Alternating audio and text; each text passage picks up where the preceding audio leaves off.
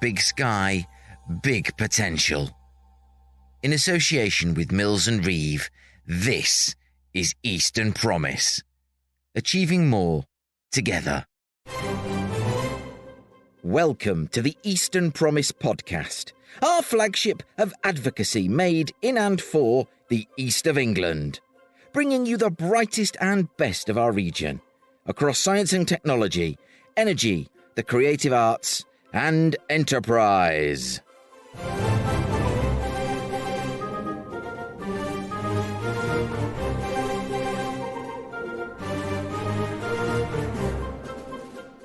Cambridge Service Alliance, Cambridge Enterprise, Cambridge and Cambridge Innovation Capital, Innovate Cambridge. My guest today is at the start and the heart of all these organisations and many more besides. I'm Mike Rigby, and in this week's episode, I'll be talking to the Senior Pro-Vice-Chancellor for Enterprise and Business Relations at the University of Cambridge, Professor Andy Neely.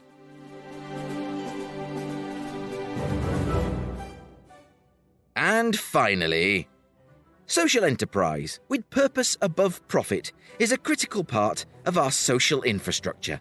Let's share those closest to you in another big-hearted CROWDSOURCERY.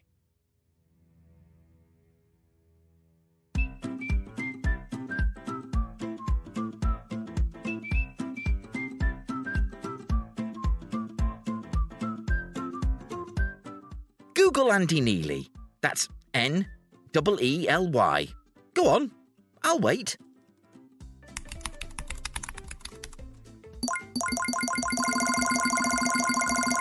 See? The sheer breadth and depth of organisations, initiatives and companies which Professor Andy Neely, Senior Pro-Vice-Chancellor for Enterprise and Business Relations at the University of Cambridge, either runs, has started, or where he's a key board member, chairman or trustee, could keep this podcast occupied for the better part of a year, at least.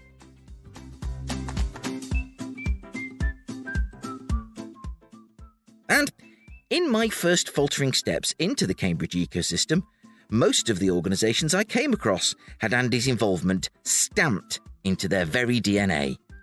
Cambridge Enterprise, Innovate Cambridge, Cambridge Innovation Capital, Cambridge Service Alliance, Cambridge and the list goes on and on.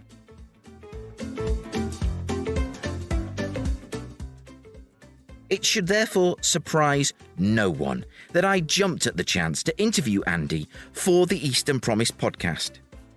And so, I arrived at the University of Cambridge's offices on a rather overcast September morning, feeling a little starstruck, actually.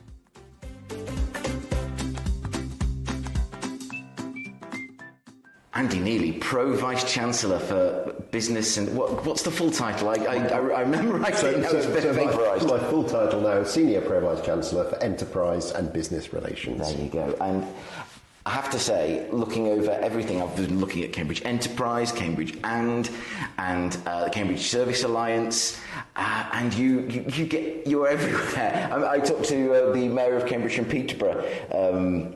Nick Johnson, about you, and he sort of had this wry smile that you were popping up everywhere. And the first question is, and I alluded to this on a video that I put out coming to, how, when you get out of bed in the morning, does your head not explode with the sheer kind of magnitude of the potential around you that you sort of get involved in? How do you start the day, you know? So, well, first of all, it's a real privilege. I mean, I think one of the things I've loved about the role I'm in now at the university, I've been in this role just under 7 years, and I actually come to the end of my term reasonably soon in this particular role. And it's a real joy to see what's going on across the university in different departments. You meet people who are doing really interesting things. There are fascinating students. There are great research projects, whether it's life sciences or materials or the way we think about history or economics. There's just such a raft of things happening. And in the wider ecosystem, ditto. I mean, there are some really great startups and spin-out companies, not just from the university, actually, in the wider tech ecosystem and life sciences in and around Cambridge. So I I'm just excited by it all. I mean, it's a bit like being in a sweet shop and just going, oh, can I go and have a look at that now, basically. Yeah. Actually, that's one of the things I love about doing this in a much smaller way, is that you get to drop people emails and say, can I come and have a look and talk to you about it? And you get to find out about these amazing things that are happening.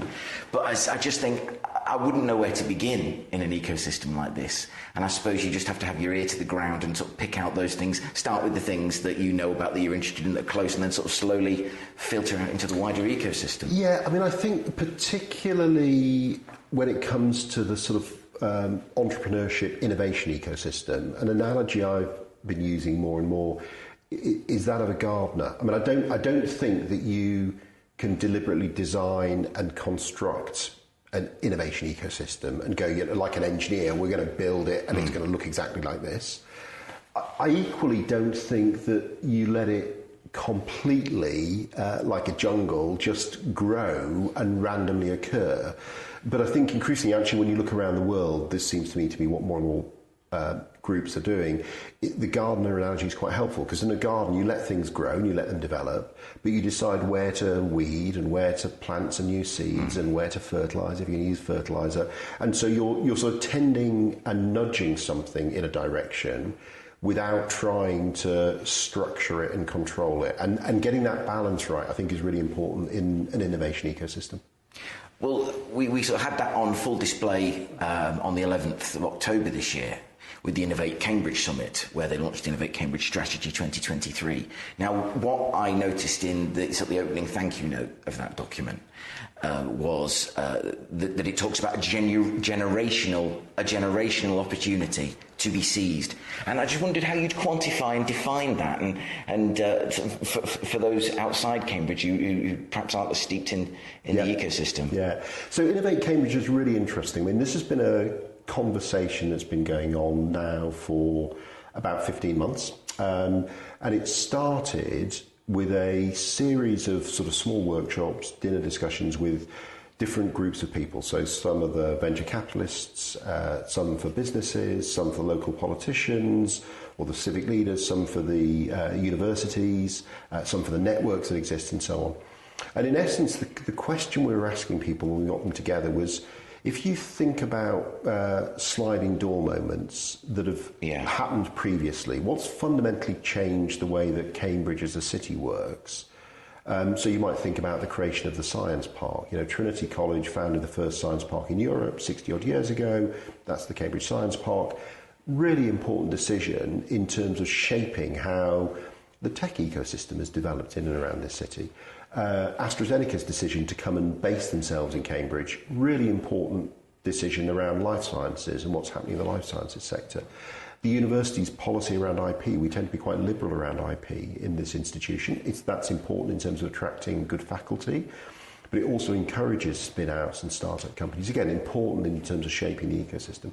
So the question we're asking people is, what are the sliding door moments that this generation has got that we should be thinking about stepping through, that in 20 or 30 years' time, people will look back and say, oh, we are so pleased that group did those things. And that was really where the conversation started.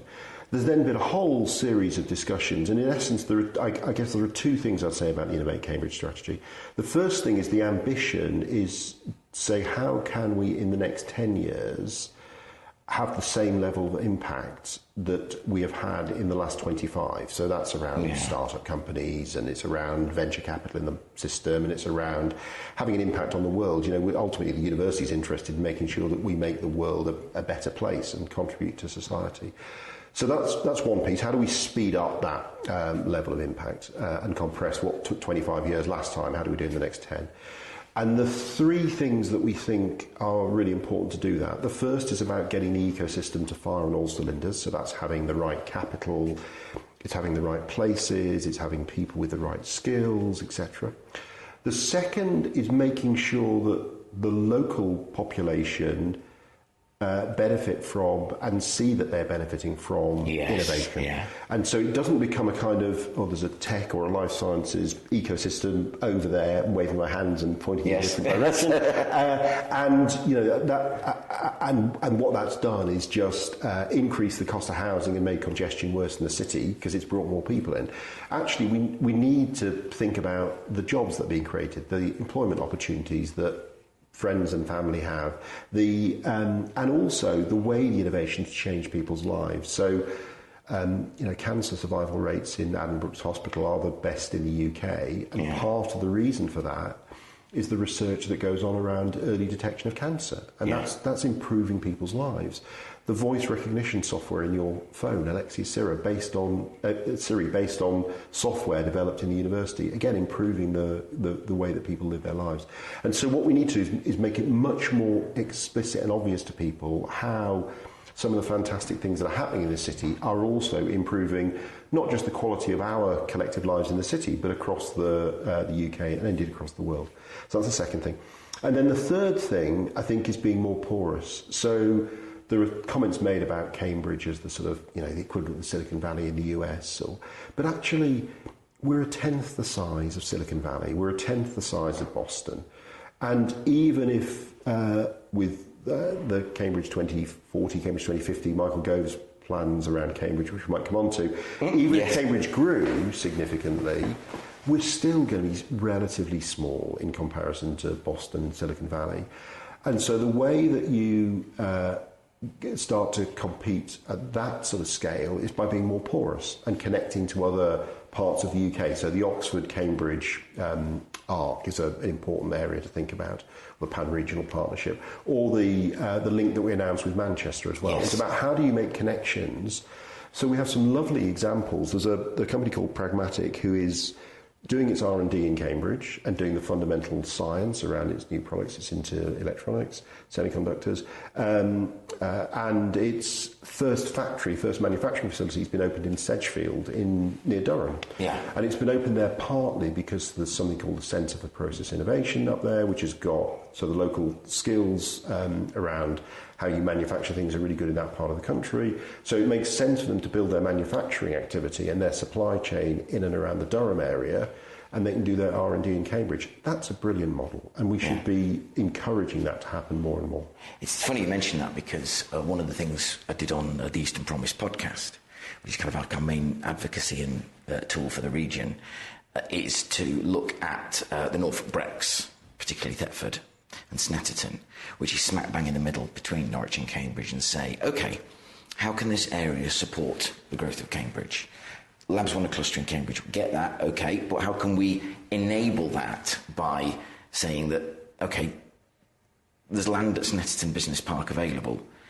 Isn't that going to be cheaper, greener, bigger than what you're going to get on the Arc? No disrespect to the Arc. I like the Arc. And when we had the head of Bidwell's Oxford Camargue team, Rob Hopwood, come along and give us his sage counsel on perhaps how we take this a little further, and we are sort of proceeding with that. And it's a really interesting, I think, discussion to say, and lots of people have come on and said we want to be part of the discussion, as well as the new leader of Norfolk County Council, Kay Mason-Billig, who is very much of the opinion that, yes, we need to engage and see how we can collaborate. But you brought me on before I started splurging on about what we're doing to the Cambridge 2040/2050 plans, and Peter Freeman was at the Innovate Cambridge Summit, who was candid about his slight trepidation at being there and recognising the feeling slightly awkward about it. Now, I suspect I know the answer to this already, but to what extent are you confident that Cambridge, its future will remain, the ecosystem's future will remain in the hands of Cambridge, in its own hands, and it won't be subject to, or it can resist well-intentioned tinkering from the centre?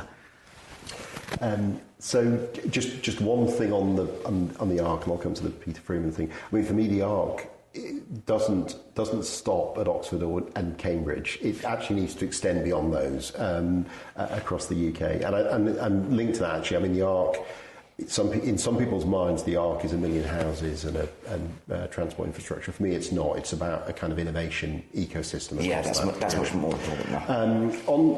On Cambridge 2040, Cambridge 2050, this is a fantastic opportunity. You know, the reality is the eyes of government are on Cambridge and the surrounding area and saying, this is a really special part of the UK. It's got a economy that's growing quickly. It's got some really interesting startup companies. Firms are scaling up. There's a load of unicorns scattered around, so firms that are worth more than $1 billion that have grown up out of in the related area. And so central government is saying, oh, this is a really special place. We'd like to free it, and we'd like to see and support growth. The point I made at the Innovate Cambridge event was, I think we need to think. Sometimes growth is seen in a negative way, and people worry about what it might mean in terms of pressure on the infrastructure and hospitals and schools and so on. I think the way to think about this is much more sustainable prosperity, that actually what we want to do is see a rising tide for the city and the surrounding areas where the prosperity is A, shared amongst people, and B, is sustainable both economically and also from an environmental perspective. And so you need to think quite carefully about, therefore, where that sustainable prosperity comes from. In terms of central government, I think it's fantastic. Eyes are on Cambridge. I think there's a really good conversation actually going on between central government and locally. So Peter Freeman was at the event. He's been up to lots of events locally and talking with lots of different stakeholders. That's good, because ultimately places are shaped by the people that live in those places and the things that those people want to do. And so I'm not sure. I mean, it's a bit back to the kind of gardener analogy. I'm not sure that you can, with a sort of top-down hand, you can come along and say that's what this particular city or group of people should do and expect everyone to jump and march in that direction. Yes. But you can think about, actually, where do I need to put investment? So do we need more transport infrastructure? And if so, what form does that take? Do we need more healthcare? So there's plans around a children's and a cancer hospital on the Cambridge Biomedical campus, which would build capacity in those areas. There's a whole host of things that you could choose to support and nurture in the way that you would tend your garden. And I think central government can help us with some of those things by directing investment and support. But ultimately, the decisions about what we do and how we do it and how the city grows have to be taken locally. And they have to be taken actually fairly democratically. I mean, so that's why it's so important that the civic leaders are involved in all of these processes and conversations. And there are really good conversations going on between the leader of the City Council, leader of South Cambs and so on, and the central government offices. That's really good to know. And I mean, that was, I think, what spurred me to look at the Brex with Eastern Promise, is that knowledge that the housing numbers obviously scared the horses, as it were, and there's I think there's a potential there to sort of lessen that, and with the direct connections that there are in terms of transport, public transport and road between there and Cambridge, that's a great opportunity. But anyway. A question here from Tim Robinson and from me, obviously, of Tech East, who spoke very highly of you. What's your view of the wider east of England as an ecosystem? So I think that, I mean, ecosystems are really interesting because I think there is you can think of them at different sizes and scales. And one of the things that makes Cambridge work quite well as an ecosystem is the relatively small size of the city and the fact that it's a highly connected city as well. And so because it's small, I will walk out of here, and if I walk down King's Parade or walk across town, I'll bump into people I know all the time, and you're having conversations about what's happening or what their families are doing. I mean, there's a whole host of things. There are personal social connections as well as professional connections, and that, I think, makes it a really rich place in terms of those interactions. It also makes it a rich place in terms of exchange of ideas. And it also makes it an easy place to connect with others, because if you want to go and talk to Herman Hauser or David Cleveley or Tony Kazarides, we all know each other, and so if you ask me, I can do an introduction to any of those people quite easily, and ditto, vice versa. So there's a sort of, but that's physically constrained. If you then scale up to the east of England and you say, how do you get that same level of connectivity? I think it's actually quite difficult. Yeah. And so I think what you've got to think about is connected sets of local ecosystems. And then what matters is the connections between those local ecosystems. So Tim is a good example. Tim's well connected across the east of England. He knows lots of people, and he can be a key node in a local ecosystem, but also then reach out to the other local ecosystems to make connections across the two. So in the case of Manchester, one of the things the Cambridge Angels are doing, so early stage investment, is they're now working with the Manchester Angels and just sharing notes on how they approach angel investing, how they support startup firms and so on. You're not going to end up with the Cambridge Angels, the Manchester Angels merging into form one big group of angel investors, but actually they can both focus on their local ecosystem, but then the connectivity between the two becomes really important.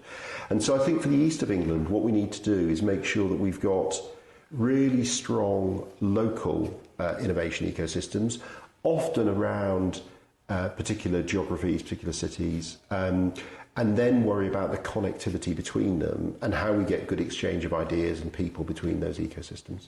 Yeah, I mean, we recently did a tour of the Quadram Institute in Norwich, and Tammy Dugan, who's a member of your team, came along and took the tour with us and gave us her views afterwards. And so that was really good. And as you say, put her in touch now with the team there. That's well, really and the Quadram Institute's a lovely example because it's got a fantastic capability. It's a world-leading place.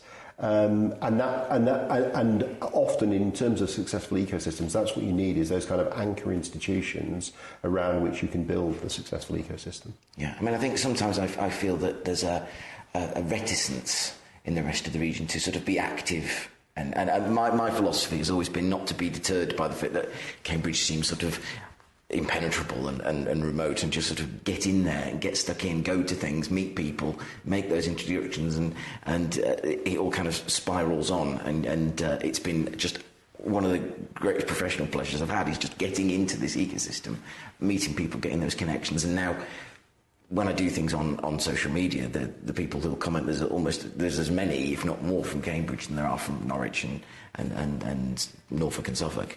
I mean, I think that one of the things about the Cambridge ecosystem is it sometimes can from outside appear to be impenetrable, but you're absolutely right. It's actually just going and participating in some of the events, joining some of the networks. You find that people are really quite generous with their time once you're inside that ecosystem, and there's not really barriers to getting in. It's just a case of stepping through the door and saying, I want to come and be part of this conversation. And I think certainly regionally there are lots of small sort of individual projects collaborating, and I think it's contingent on certainly people like myself and all of us really to turn that into some kind of wider narrative so people understand that it is happening. You don't have to worry about it, it's taking care of itself. Now, we had last week on the Eastern Promise podcast, Joe Graziano of Growth EQ talked about C-level executive search and the importance of that being driven by data. And that seems to be a really strong thread running through everything you've done. You've done ANMUT, as we've mentioned, the Cambridge Service Alliance. Technology is rapidly transforming the way we are using data. So where would you say we are at in terms of the ability of most businesses, particularly SMEs, let's say, to interpret, have reliable, retrievable data they can interpret and use properly to actually benefit them, their customers, their business? So it's a really interesting question. I mean, my across the course of my career, I started out, my early research was on key performance indicators and how you got the right metrics to measure success of organisations. that are aligned with the strategy of those businesses. And of course, that's then all around the data you can access. And as you say, a number of things I've done over the years have been data's been a sort of common theme that's run through them, whether it's the way that manufacturing firms use data to change their business models, which is the Service Alliance work, or in the case of ANMA, we're doing a lot of work around how do you value data as an asset and understand its worth, and therefore where you should invest to improve the data. I think across the organisations I see, it's really varied, actually. So some organisations, particularly those that were born digital, i.e. created relatively recently, have the enormous fortune of being built and created in a world where a lot of the structures around accessing data, collecting it, moving it around the organisation, I mean, you just automatically put those in place. So if you think about the way that Amazon uses data or Apple uses data, some of those organisations are incredibly sophisticated. As I say, they were fortunate in that they were born digital, and so they built their whole business around a different framework. If you take a place like the university, Cambridge University was born 800 plus years ago. We lived in a very different world then, and we've grown up over the years through different phases of technology where, at one stage it was everyone had individual databases and contact lists and so on, and some of those still exist and they get layered on with other bits of software, and so it actually is much more complex in some of the organisations that have been around a long time.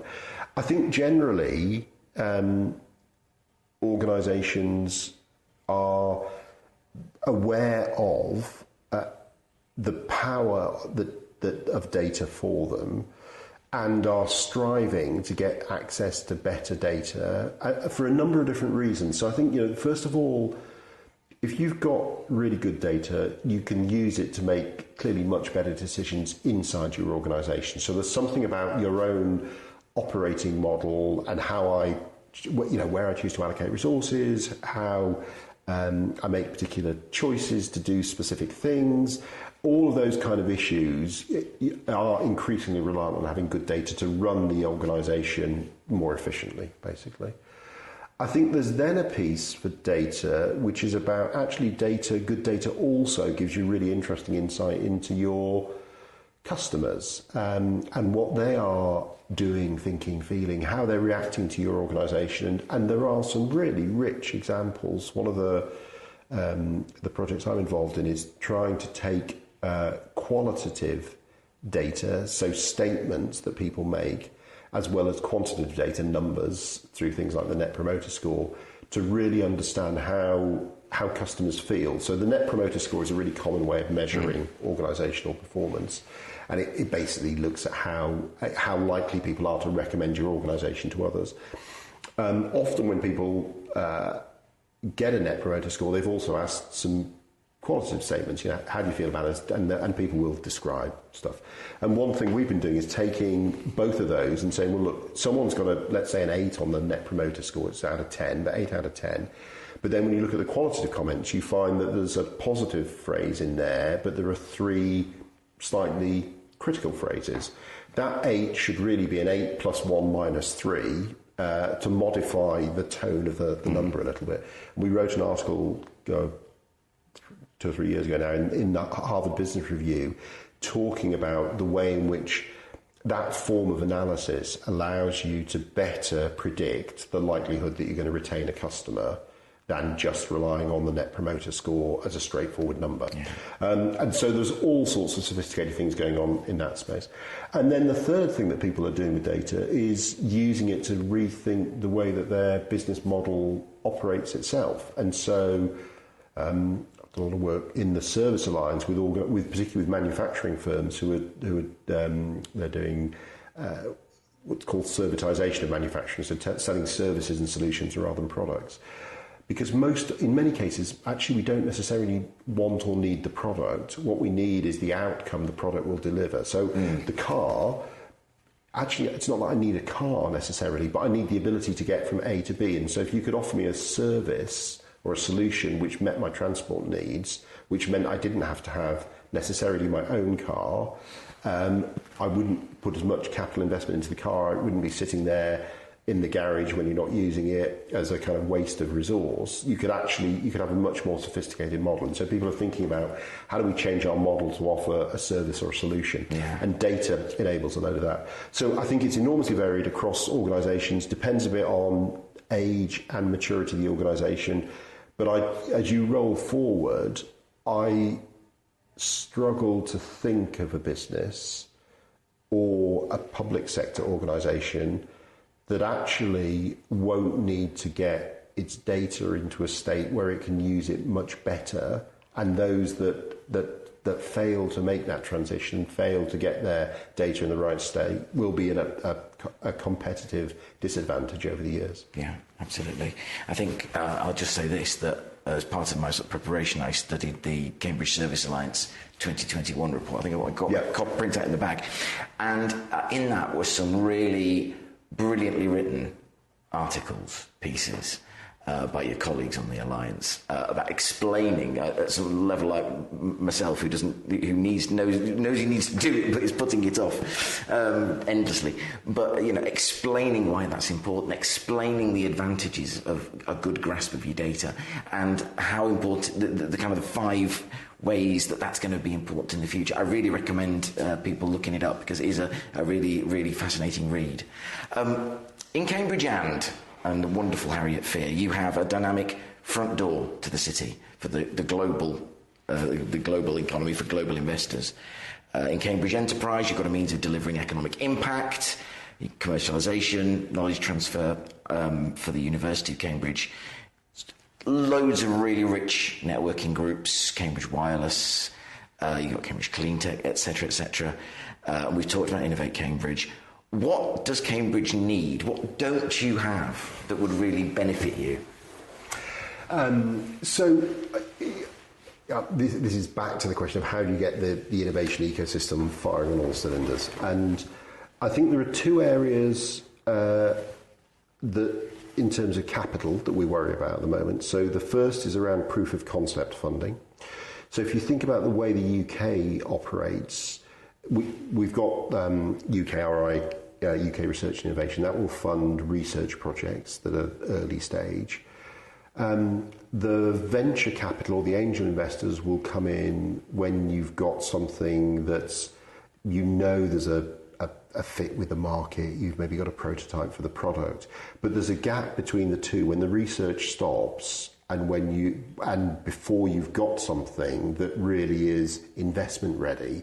And that's where the proof of concept piece comes in. And lots of people struggle to leap that particular gap. Yeah. So that's one area that I think, not just here, I think generally we lack. No, that's fair. The second area in terms of capital is the scale-up capital. So over the years, we've done quite a lot in and around Cambridge. So we've got Cambridge Enterprise, which can make seed fund investments in firms up to about £3 million. We set up Cambridge Innovation Capital just about 10 years ago, and that does Series A and Series B, so larger scale investments. But when you really start to grow the business and you want to set up in multiple countries and maybe have manufacturing sites around the world and various things, you need significant capital at that point. And the UK as a whole struggles with that, what's called the scale-up capital. And often people end up going and looking overseas to access that. That's something government's aware of, and there are all sorts of discussions about pension reforms and so on to try and free up that scale-up capital. Excuse me, so that's on the capital side. Other things Cambridge needs, we don't have a great conference facility. You're limited. The colleges can put on conferences, academic conferences, but if you wanted to hold a conference for 500 people or 1,000 people, there's not many ways you can do that. Some organisations, ARM does one where they book 2 or 3 colleges and host in different bits of the college system, but we've not got a room where you could put 1,000 people for an event. Potentially you could do things in the Corn Exchange and so on, but then there's not breakout rooms for it. Lots of places have large-scale conference facilities, so that's something that we would look at. I think there's always things you could improve. I think the transport infrastructure is something that we need to continue to work on. availability of affordable housing from a university perspective. We've built the first phase of Eddington, and there are 2 more phases. And the reason we're building Eddington is to create affordable housing for key workers and a nice community for people to live in, basically. So there's always things. I mean, this is probably true of any city or town or village. Yeah. There's always a list of things. You go, well, what we could do with next is X and Y and Z. So. Yeah, that's so true. You're absolutely right. I think you alluded to this earlier, but can and should the way Cambridge has evolved, the way Cambridge does things, can it be copied? Is there a secret sauce where if you got the recipe, you could replicate it, or is it just a completely unique set of historical happenstance and things that have just happened in the way that they have happened that have gifted Cambridge what it has? Whereas, you know, it will happen differently for other places, but there just seems something about Cambridge that seems to be, you know, you've got Nobel laureates as many as more than anywhere except Harvard, I think. More than many countries. Yeah, exactly. Yeah. So I think that the thing that's interesting, you can't copy it completely. I think you have to understand. Yes. In any, this is true of a firm, it's organisation, city, that history matters, and decisions that have been made previously shape the options and sort of paths that are open to you in the future and so on. So I think there are some. So you have to understand the historical context a bit. But I do think. I mean, you listed a load of the initiatives and activities in Cambridge. I do think there's an organising structure to them, which actually is similar when I look at other ecosystems around the world, other successful innovation ecosystems. And my description of this is that at the base, think of a knowledge engine. So this is all about an engine that creates lots of ideas and insights. And for us, that's the universities, the local firms, the people in them are constantly coming up with new ways of doing things, new ideas for companies, completing research projects. So it's a kind of just a boiling pot of ideas spilling out. There are then 3 vertical pillars that sit on that. So the first one is about support, and that's all about finance and IP, basically. So if you're in the university and you come up with an interesting idea, you can go to Cambridge Enterprise. Cambridge Enterprise will help you decide how valuable the idea is, if it's worth patenting. They've got funding to patent the idea. They can then license the idea to others, or they could invest in a startup company. So they've got seed funds to invest small amounts of capital to help you get going. If you're successful and you grow, Cambridge Enterprise can only invest up to about £3 million in a startup, and then Cambridge Innovation Capital, Amadeus or somebody else comes in and says, no, we'll do the next stage of investment with you. And so as you grow, there's a source of finance that can grow with the firm. The second pillar is about space. So as well as the capital, we've got all sorts of spaces. So Ideas Space is a lovely example. Yes, my sort of first introduction to the, Benjamin Hartley and the first introduction to the ecosystem. Yeah, so Ideas Space, if you're starting a new organisation, whether it's for profit or not, you can join Ideas Space and you take a desk in Ideas Space, but you're not really renting a desk. You're joining a community of 60 other entrepreneurs who are thinking about their startups, and so it becomes a self-help community. And we've got an Ideas Space in West Cambridge, one in the middle of town, one on the biomedical campus.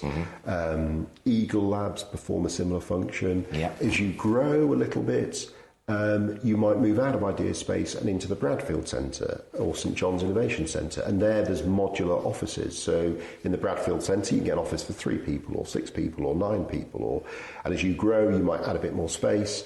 When you get to about 30 people, you're too big for the Bradfield Centre and you go off and take a floor in one of the commercial buildings somewhere, one of the science parks. And so the space is also flexible, and you can take more space as you need it and as you successfully grow. And then the third pillar, support space, and then skills is the third one. And that's about giving people the right skills for innovation entrepreneurship. So the business school runs programs, and the Maxwell Centre runs programs, Impulse program, for example, for physical scientists thinking about startups. The local firms have got lots of talent in them, lots of skills that they also, will allow some of the staff to go and become non-execs on the boards of some of the startups to bring in some of the talent they need. So the skills piece. And then across the top, I think of Connected Cambridge, and that's all the networks that exist. And so if you're into the Internet of Things, you join Cambridge Wireless. If you're into life sciences, you join One Nucleus. If you're into clean tech, you join Cambridge Clean Tech. In the university... Sorry, I didn't understand. In the university, we've got EPOC, which is the Entrepreneurial Postdocs of Cambridge. Yeah. So we've got 5,000 plus postdocs. They're not all going to go to faculty positions. Some want to start up a firm. So they hang out at EPOC. And then there are people that are in more than one of those networks. And so you get somebody in Cambridge Wireless and in EPOC. And so then they meet somebody else in EPOC who says, oh, I'm interested in Internet of Things, and they introduce them to Cambridge Wireless or the right people. And so that sort of connected ecosystem. And so when I look at the range of activities and initiatives that are going on both within the university and in the wider ecosystem, I think they fit in those 5 buckets of either driving the knowledge engine, providing support, space or skills, or that connected Cambridge bucket. What then happens is there's constant innovation in the innovation ecosystem. So people are forever coming up with new things where they say, we don't have an X. So accelerators, we launched Start Code On, which is a life sciences accelerator, and Deep Tech Labs 3 or 4 years ago. And the reason we launched them was because we thought actually we needed a structured program to help early stage firms in life sciences and deep tech. So they get added into the ecosystem. And so because you get this constant innovation in the innovation ecosystem, it makes it stronger and stronger. And as a consequence of that, lots is happening. And because lots is happening, it becomes quite a safe place to do risky things, is a famous quote. The tagline, And because actually, if you try something and it doesn't work, there's another 10 opportunities you can go to. So people are willing to take a risk in that kind of ecosystem. And so if I was trying to, I wouldn't copy Cambridge, but if I was looking at another ecosystem, sitting in Norwich and saying, right, what's Norwich missing? I would be looking at it through that lens and going, how good is the knowledge engine? How good is the support structure, the skills structure, the space? How good is the connected Norwich piece? And then go, my tending in my garden now is I want to put a bit more effort into the support because we need more capital in Norwich, or whatever the answer might be, basically. So I'd be using that framing to think about how I would try and nurture the ecosystem. You've actually brilliantly, what you've done is helped me structure an event we're doing in February in Norwich, tied into the Norwich Science Festival, which is going to be at the Quadram Institute, and looking at how we take the assets, particularly around food, health, food science, related to the gut health work, goes on there, and bring in industry. So Condimentum, which makes Coleman's mustard now, have one of only 3 mustard mills in the world. Mm-hmm. And it's a fantastic facility. We've toured it. Dave Martin's going to come and be on one of our round tables, and those are the questions we're going to address. What do we need to do where are we, and what do we need to do to turn it into a really powerful global hub for food innovation, food science? We've got the John Innes Centre, the Norwich Research part right there. We've got the food enterprise part right there. They're very close together. We've got industry, local government that has a role to play, and bring them all together and say, where do we want to be? Where are we? Where do we want to be? How do we get from A to B? And you bring up and it's the investment and the capital, access to capital is a very interesting point, as well as you say the access to space. And I think it's really interesting times, and learning from some of what Cambridge's experiences, I think, is really valuable, but just not in a sense to try and replicate it, as you say, but to try and see where it's successful links and connections and the clear structure has been made, and try and use that as a kind of base camp to set off on a journey of its own. But I think one of the joys of this is, as Eastern Promise, what I decided on from the start is not to try and push everything into a blob, an East of England blob, because the culture doesn't want that. And the strength, I think, is in the diversity of those locations: Suffolk, Norfolk, Cambridgeshire, Cambridge, Norwich, Ipswich, Colchester, and to respect the local feel of it all. And as I say, coming to Cambridge is always really exciting because it has that kind of crackle of purposeful activity in the air that I remember from being in Parliament. When I worked in Parliament, lots of people moving quickly and thinking big thoughts and trying to make a difference.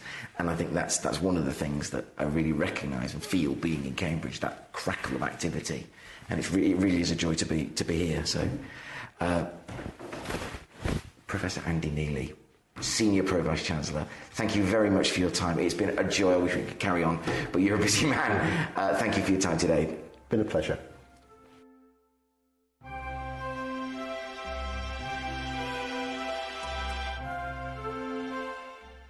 My huge thanks to Andy, not just for that fascinating insight into enterprise and innovation across our region, but also for the incredibly hard work he's put in across so many initiatives promoting his city and the East of England. An additional hat tip to Tim Robinson of Tech East for his excellent question.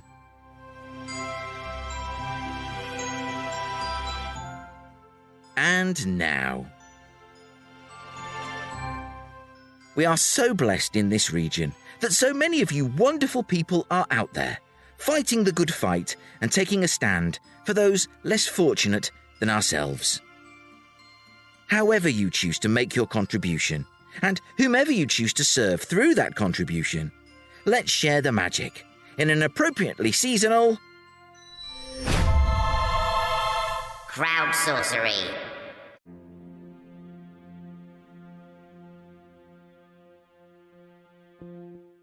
Yes, CROWDSOURCERY. Now, have you noticed the slightly gentler music? More in keeping, I think. And inspired by the empress of social enterprise networking, Rachel Hales of GetSynergized.com, and to atone for not being able to attend her fantastic recent event, let's see what wonderful social enterprises and charities make your individual hearts swell. Providing a gallon of goodness is Deborah Dawson, business development guru for our most excellent friends at Mills & Reeve. Let's celebrate her priceless picks. There's Red to Green, turning the red lights green, supporting adults with learning disabilities and autism to learn life, employment and education skills in Cambridgeshire. That's red2green.org, 2 being the number 2, red2green.org. Meanwhile, Cambridge Cyrenians support people in Cambridge who are experiencing or at risk of homelessness, empowering them to fulfil their potential, whatever their background or past. CambridgeCyrenians.org.uk, and you spell Cyrenians Cyrenians. Meanwhile, Cambridge Community Arts provides high-quality, creative learning accessible to all, with a vision of healthier communities empowered by their own creativity. It's their mission to support personal growth and improved health through quality creative arts activities. That's camcomarts.org.uk. camcommarts.org.uk. The Papworth Trust offers essential support and care to disabled and older people and to their families and carers, from a few hours a week to daily support all year round.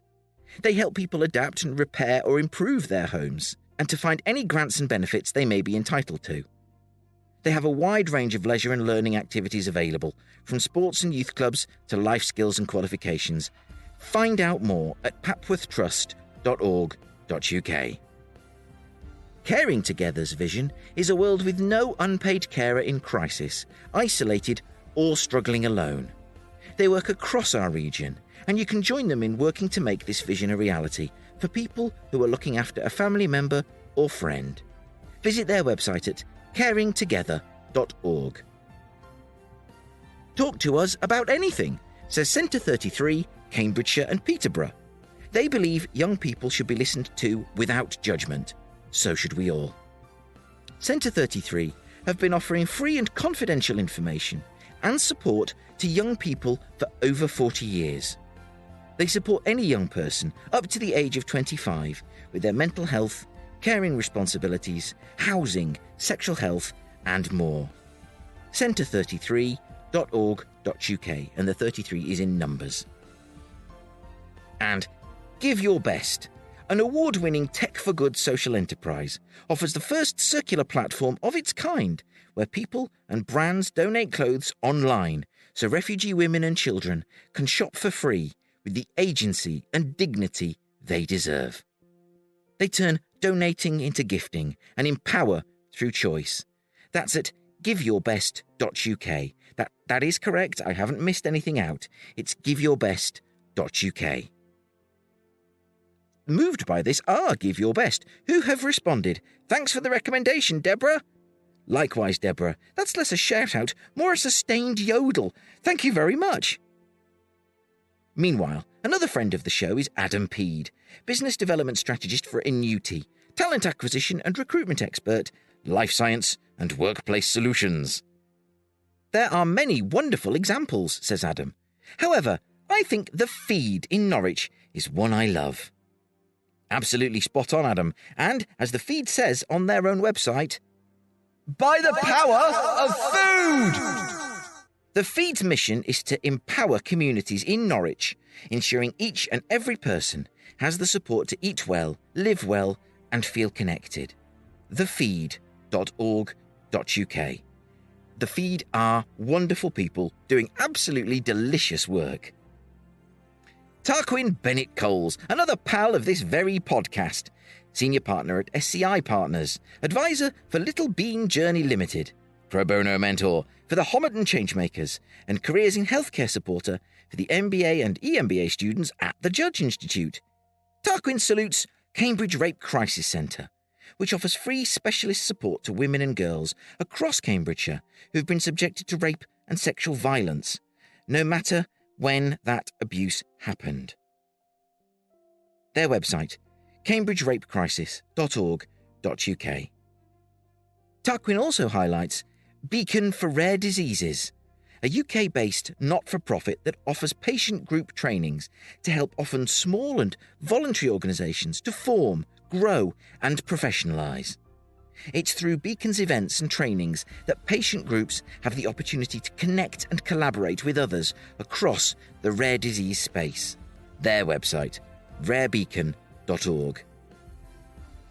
Speaking personally, can I interject at this point the excellent work of Dr. Samantha Fox, thrice an interviewee on this very podcast herself, and director of the Youth STEM Award CIC, that's STEM, with an extra M on the end for medicine. The Youth STEM Awards think the Duke of Edinburgh Awards for science. You can find them at ysawards.co.uk. Hannah Wooler, one of our panellists at our very recent Heritage Decarbonisation Extravaganza, runs non-profit architecture practice Matter of Place Architects. To find out more about them, go to mop-a.co.uk. That's mop-a.co.uk. Meanwhile, the Concrete Rose Collective devotes itself to providing first-class support that responds to the needs of young people, particularly in the fields of accommodation and education. That includes care leavers, those at risk of homelessness, unaccompanied asylum seekers, and young parents. These are nurturing places in host homes that include exceptional levels of wraparound support for hosts and young people alike. You can find out more about their work at concreterose.co.uk. Lastly, our dear friend Nigel Cushion, mentor, speaker and chair of Nelson Spirit, offers simply TED. Bear Admiral and mascot of the social impact business bearing the name of Admiral Horatio Nelson. Ted is a powerful advocate indeed, Nigel, and also very cute. I mean, look at the widow sailor. Oh. Yes. Thank you so much for those excellent suggestions. That's only a snapshot of the many wonderful organisations all across the east of England, doing brilliant work to help the vulnerable and the disadvantaged, to protect nature and support causes close to you. Eastern Promise salutes you all.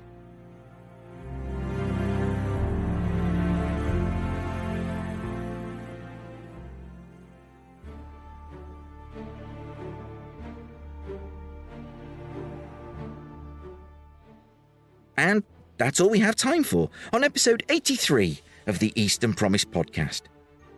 Yes, I know I said there would be the accessible science talks from the John Innes Conference Centre, but you know, they've been moved into an episode of their very own.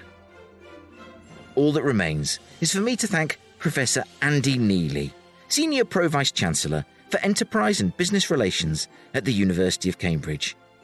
To thank all my crowd-sorcerers, and dear old Darth Vader himself, Warlord of the Woofers, Terror of the Tweeters, Engineer 49. And thank you most of all to you for listening. I really am grateful to have your company.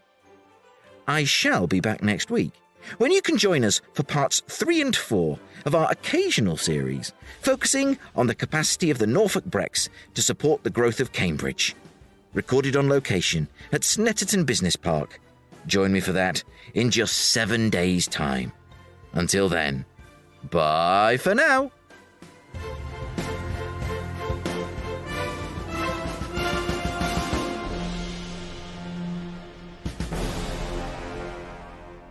To hear other episodes of the Eastern Promise podcast and to find out more about what we do, go to our website at easternpromise.org.uk.